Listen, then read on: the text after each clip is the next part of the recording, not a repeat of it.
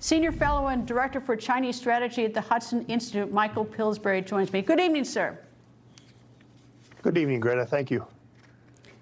Sir, I guess it's no surprise that that the Global Times, which is a state-run newspaper for all intents and purposes, China, that it is just blistering about Speaker Pelosi arriving in Taiwan. Yes. Would you agree that's predictable?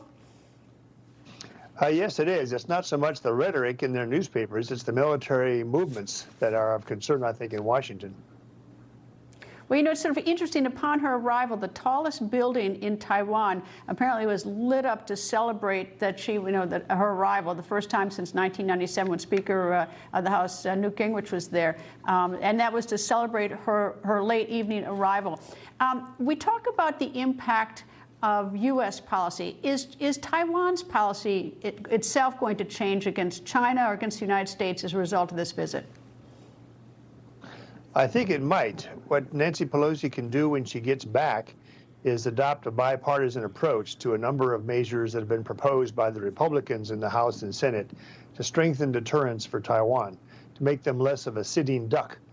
She's blocked these things. She's not let the Democrats cooperate with the Republicans in the House for a 3-year period now. From what her op-ed piece said, from what her statement said, her tweet, it looks like the old Nancy Pelosi of the 1990s is back. She was, in the 1990s, probably the most anti-China member of Congress. She got a gold medal for the Dalai Lama. She unfurled a banner in Tiananmen Square in Beijing in 1991. So to me, the old Nancy Pelosi's back, and she's taking away the campaign issue for the midterms. When Republicans were going to say the Democrats are soft on China, they're compromised by Hunter Biden. This trip, and so far, is quite dramatic, that it's showing that the Speaker of the House is once again the leader of the hawks on China.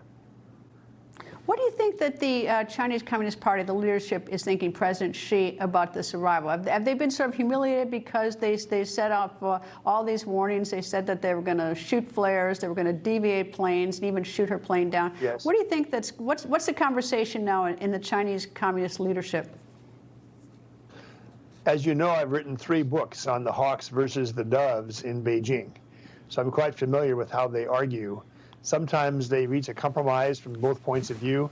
The hawks have had their day for the last 2 or 3 years with these nuclear bomber flights encircling Taiwan, with more and more naval exercises. Now the moderates may have a chance to say, look, we can't do anything more unless we're going to risk a war. Xi Jinping needs a 3rd term. That's his greatest ambition, to have a 3rd 5-year term. The election, as it is, not really an election, it's an internal gangster-type selection process, is coming up soon. So he needs to handle this wisely. He needs to show some patriotic spirit, not letting the Americans oppress him, but he doesn't want to go too far and have a war on his hands at the time of his election. Well, he's going to look, but if he's made all these threatening words and he does nothing, and then you've got the economy, which is grossly sluggish right now in China, what is he going to have to sell to get reelected? He's trying to sell that he's a hero on the COVID virus. He's fended off the Americans' effort to probe the Wuhan laboratory. He presents himself as somebody who's defending China against a hostile America, that America is just trying all kinds of things to hurt China, but he's the guy to stick with.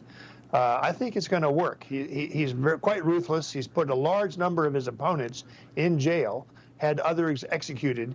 So this is not an American primary election by any means. But the next 24 hours are quite dangerous for the future of Xi Jinping. We could have some kind of hot-headed fighter pilot, as happened April 1st, 2001, when he kind of got in front of an American recon aircraft, got killed himself. The aircraft had to crash, had to emergency land in Hainan, and the guy became a national hero in China because he's a patriotic martyr. But he had no instructions to do this. So when you get the 2 militaries now, actually 3 militaries, including us, you get into a dangerous situation where one hothead can cause a disaster. Michael Pillsbury, thank you, sir.